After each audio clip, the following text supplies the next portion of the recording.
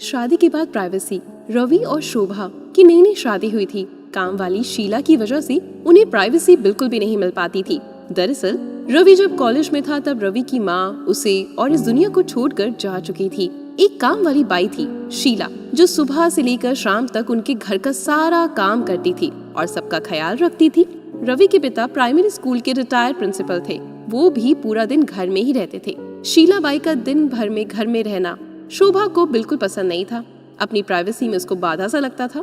तो एक दिन शोभा ने शीला बाई से आखिर कह ही दिया कि शीला, अब मैं आ गई हूँ सबका ख्याल रखने के लिए, तुम सिर्फ सुबह और शाम काम करने के लिए आया करो। शीला ने कहा ठीक है मेम साहब। उस दिन के बाद शीला बाई सुबह शाम खाना बनाना, कपड़े पोछा करने के बाद चली जाती और वापस शाम को आकर अपना खाना बनाती। शीला बाई की दोपहर की गैर हाजिरी में कई छोटे मोटे काम दिखाई देने लगे, जिनमें से ज्यादातर काम बिना कहे रवि के पिताजी ये सोचकर कर दिया करते कि बहू की मदद हो जाएगी। लेकिन बहू सोचती ससुर जी को औरतों के काम में दखल देने की आदत नहीं जाएगी, और ये सब उसे अच्छा नहीं लगता था। ना ही ससुर जी का घर पे रहना और ना ही उनका बीच बीच में काम करना। उसके दिमाग में कुछ बातें चलती रहती थी। एक दिन मौका देकर शोभा ने रवि से कह दिया, क्यों ना हम बाबूजी को वृद्धाश्रम भेज दें। सिर्फ एक बार पैसा भरना पड़ेगा और उन्हें भी अपनी हम उम्र के लोगों का साथ मिल जाएगा। माँ जी के जाने के बाद उन्हें अकेलापन महसूस होता होगा, कहीं घूमने भी नहीं जाते, और हाँ, अब हमें भी अपनी प्राइवेसी के बारे में ज्यादा सोचना नहीं पड़ेगा। रवि ने शोभा की बातों पर ज्यादा ध्यान नहीं दिया, लेकिन बाबूजी को सब कुछ समझ में आ रहा था। कुछ दिन ऐसे ही रहा। बाबूजी अपने दोस्तों के साथ एक हफ्ते के लिए टूर पर चले गए और इत्तेफाक से इसी दौरान शीला बाई भी छुट्टी पर थी।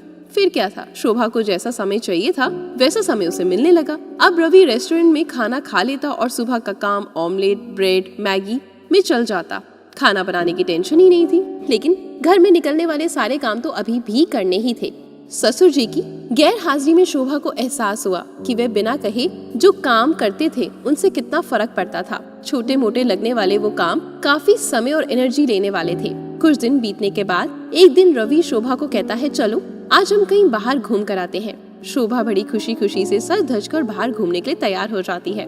रवि शोभा को अपने घर से 4 किलोमीटर दूर एक जगह पर लेकर आता है। एक आदमी रवि के हाथों में एक चाबी देता है। रवि चाबी को लेकर एक कमरे को खोलता है। कमरा खुलते ही 2 रूम वाले उसे छोटे से अंधेरे से भरे कमरे के अंदर रवि शोभा को लेकर जाता है और कहता है, कैसा लगा तुम्हें हमारा नया घर? हम अगले ही महीने इसी मकान को भाड़े में लेकर रहेंगे, अलग और अपनी प्राइवेसी का मजा लेंगे। अभी मेरी आमदनी के हिसाब से हम इसी को अफोर्ड कर सकते हैं। रवि का ये व्यवहार शोभा को समझ में नहीं आया। वे चौंकते हुए कहती है, हमारे पास बड़ा घर तो है, फिर क्यों हम इस भाड़े के घर में रहेंगे? रवि उसे टटोलते हुए कहता है, सोच समझकर बोला करो, वह हमारा घर नहीं है, वह बाबूजी का घर है। तुम्हारे पास 1 महीना है सोचने के लिए तुम्हें क्या करना है। दोनों वहाँ से वापस अपने घर लौट आते हैं। पूरे रास्ते शोभा के दिमाग में तरह तरह के विचार चलते रहे।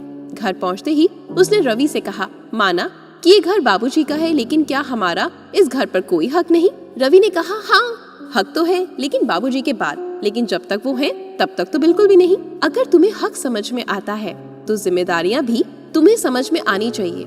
सिर्फ हक के बारे में सोचकर और अपनी जिम्मेदारियां भूलकर स्वार्थी होना क्या भला अच्छा होता है? बाबूजी मेरा परिवार है, उनके बिना हमारा परिवार अधूरा है। शोभा के पास रवि के इन सवालों का कोई जवाब नहीं था। रवि की इन बातों ने शोभा की आंखें खोल दी। वह सोचने लगी कि अपने क्षणिक सुख के स्वार्थ के लिए इतना नीचे गिर गई थी। कैसा घटिया सोच रही थी। अपने दिमाग में उसने क्या कुछ नहीं सोच लिया था। अब उसको मन ही मन पछतावा होने लगा।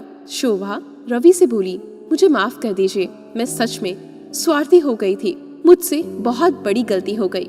रवि बोला, तुम्हें पछतावा हुआ, मेरे लिए यही काफी है, तुमसे नाराज नहीं हूँ। बेटे और बहू का ये वार्तालाप रवि के पिताजी दरवाजे पर खड़े होकर सुन रहे थे। बेटे की बातों से उनकी आंखें भर आई। उन्होंने आसमान की तरफ देखा और बोले, भगवान तुम धन्य हो जो तुमने ऐसे बेटे को जन्म दिया। उन्होंने दरवाजा खटखटाया। बहू ने दरवाजा खोला तो उनके हाथों में पकड़ी थैली से गरम गरम जलेबी और कचौड़ी की सुगंध उनको आने लगी। ससुर ने अपनी बहू से कहा, वो रामू हलवाई के पास से ले आया हूँ, तुम्हें तो बहुत पसंद है ना शोभा? शोभा को अपने ससुर के प्रति विचार और उसके प्रति प्यार, उन दोनों का फर्क समझ में आते ही उसकी आंखों से आंसू आने लगे और चेहरे पर अपने परिवार के प्यार के कारण मुस्कान आ गई। दोस्तों, इंसानी दिमाग में दिन भर में हजारों विचार आते हैं, कुछ अच्छे और कुछ बुरे। लेकिन किसी भी विचार को शब्दों में परिवर्तित करने से पहले उनको सोचना समझना बहुत जरूरी है। अक्सर विचार और वास्तविकता एक दूसरे से मेल नहीं खाते। हमारे बुजुर्ग जो हमें बोझ लगते हैं, जिनसे हम बात बात पर चिढ़ जाते हैं, और ऐसा इसलिए होता है क्योंकि हम स्वार्थी होकर सोचते हैं और हम उनके योगदान को समझ नहीं पाते। वे हमारे जीवन में बहुत अहम किरदार निभाते हैं, लेकिन जब हमारे साथ होते हैं तब हम उनके विचार और प्यार समझ नहीं पाते, और जब वो हमारे साथ नहीं होते तब हमें उनकी अहमियत का पता चलता है। हमें सदा अपने बुजुर्गों का सम्मान करना चाहिए, कभी उनका निरादर नहीं करना चाहिए, चाहे उनका बिहेवियर कैसा भी हो। पर हमें भी उन्हें बोझ नहीं समझना चाहिए। वे जो कर्म करेंगे वो उनके साथ जाएगा, हम जो जिसके साथ करेंगे वो हमारे साथ जाएगा। नेकी का फल हमेशा भगवान जरूर देता है, भले ही देर से सही। कहानी पसंद आई हो तो मेरे चैनल को सब्सक्राइब करें और वीडियो को लाइक और शेयर जरूर करें। धन्यवाद।